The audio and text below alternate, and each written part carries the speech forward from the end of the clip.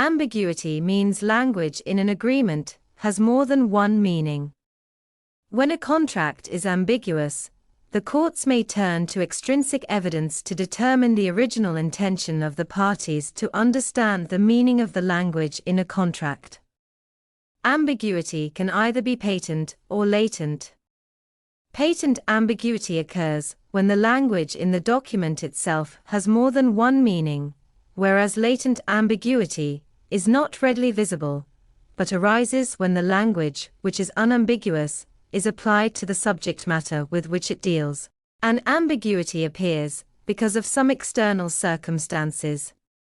For latent ambiguity, parol evidence may be used to understand the true intention of the parties as expressed in the agreement and thereby understand the language of the latent ambiguity.